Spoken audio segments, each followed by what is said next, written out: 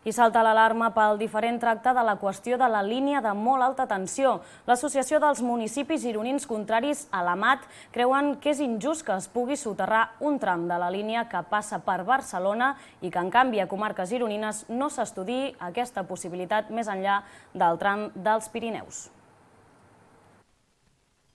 Primer va ser el conflicte de si a la MAT o no a la MAT. Ara que el projecte camina endavant, continua oberta una altra ferida, soterrada al seu pas per Girona o no. De moment, la MAT només se soterrarà en territori gironí al seu pas pels Pirineus, al tram fronterer entre Santa Llogaia i Baixàs.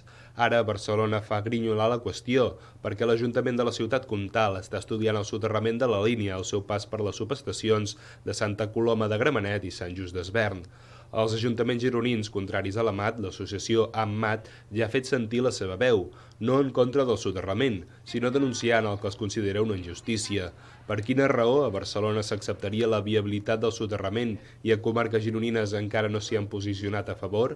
Hombre, claro, si se hace allí, ¿por qué no?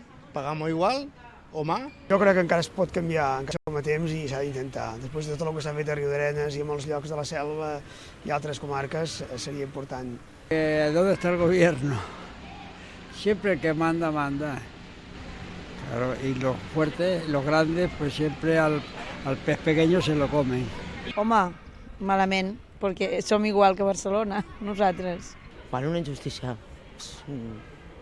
Bé, no és injustícia, però sí estaria bé que ho soterressin. El fet que, a veure, és necessari perquè tots volem obrir el llum i enxufar la tele, però jo crec que obrirà tot soterrat.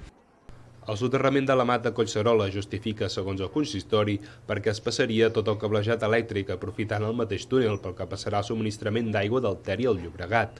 Un túnel de 12 quilòmetres i 5 metres de diàmetre, al qual se li vol atorgar la doble funció del pas d'aigua i de cable de 400 quilovolts. Ara falta resoldre si els municipis gironins afectats per la línia de molt alta tensió podran aplicar o no la mateixa actuació de soterrament i evitar la instal·lació aèria.